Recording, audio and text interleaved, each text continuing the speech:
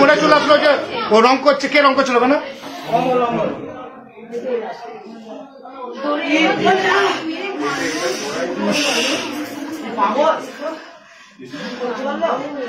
সকলকে সালাম, আদাব, নমস্কার জানাই।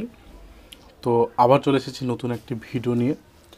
ভিডিও কম, কন্ট্রোভার্সি বেশি, কারণ আবার একটি নতুন করে একটা কন্ট্রোভার্সি চলছে ফেসবুকের মাধ্যমে, যে নদী বিষয়টা আপনাদেরকে ভিডিওর মাধ্যমে দেখলেন। আবারও একবার চলেন আমরা একসাথে দেখি এবং ভিডিওটাকে বোঝার চেষ্টা করি যেখানে ঘটনাটি কি হচ্ছে।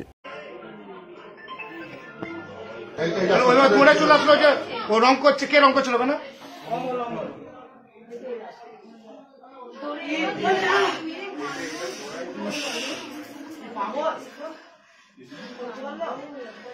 এখানে আমরা যেটা এই ভিডিও থেকে বুঝতে পারলাম সেটা হচ্ছে যে একটা মণ্ডপ আছে, সেখানে এই পিছন সাইডটাতে ঠাকুর বসানো আছে। সেই ঠাকুরকে একজন এসে লাথি মেরে চলে যাচ্ছে, এটাই হচ্ছে শর্টকাট আর কি। সেই ভিডিওটাই এখানে ক্যাপচার করা হয়েছে।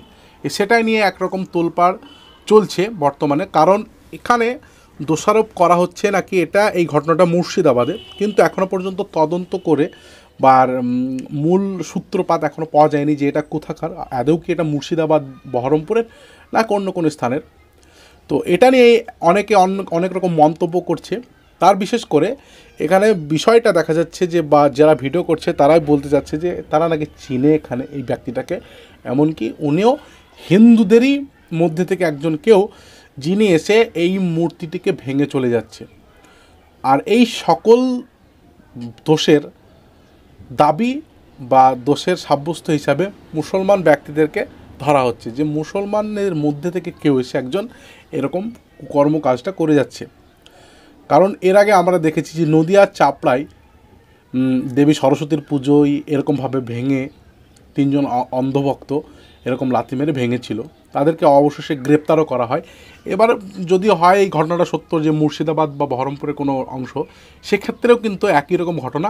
এখানে একজন ব্যক্তি, তিনি এটা কনফার্ম যে এই ভিডিও থেকে যে তিনি হিন্দু ব্যক্তি, সেই হিন্দু ব্যক্তি জানি না তিনি মদ পান করেছিলেন কি না ছিলেন না, সেই অবস্থাতে এসেই কিন্তু এরকম কর্মকাজটা করে যাচ্ছে, যে সরস্বতী পুজো এই যে গেল, সেই পুজোর মণ্ডপে ঢুকে বা মন্দিরে ঢুকে লাথি মেরে চলে যাচ্ছে।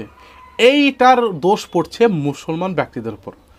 কারণ মুসলিমদের মধ্যে বা মুর্শিদাবাদের মধ্যে মুসলিম হিন্দু মুসলমান একটা ব্যাপার সর্বদা রয়ে গেছে। এখানে অনেকে বলে মুসলিম বেশি তাই হিন্দুদের উপর অত্যাচার হয়, নানা নানা ধরনের একটা মশলা বা সন্ত্রাসের নিউজ ছড়ানোর চেষ্টা করে কিছু অন্ধভক্ত। ঠিক সেরকমটাই এখানে ঘটেছে। এই ভিডিওটা বা এই পোস্টটা করে গণমাধ্যমে ছড়ানোর চেষ্টা করা হচ্ছে যে এই বিষয়টা বা এই কুকর্মটা নাকি মুসলিমদের মধ্যে থেকে কেউ করেছে। তো সেই যেই হোক না কেন, এখানে বোঝাই যাচ্ছে বা সিসিটিভি ফুটেজে পাওয়া গেছে, তাকে যদি হিন্দুদের মধ্যে থেকে হোক তাকে গ্রেপ্তার করে তাকে আইনি ব্যবস্থা নিক। আর এই বিষয় নিয়ে আপনাদের কি মন্তব্য অবশ্যই কমেন্ট বক্সে জানাবেন। আর ভিডিওটি শেয়ার করে আর 5টা মানুষকে সতর্ক করে এই বিষয় সম্পর্কে জানিয়ে দিন যে বর্তমান পরিস্থিতি কোথায় গিয়ে পৌঁছাচ্ছে বা এর ফলস্বরূপ কী হতে পারে। তো এখনকার মতো টাটা, বাই বাই, আবার দেখা হচ্ছে নেক্সট ভিডিওতে। জয় হিন্দ।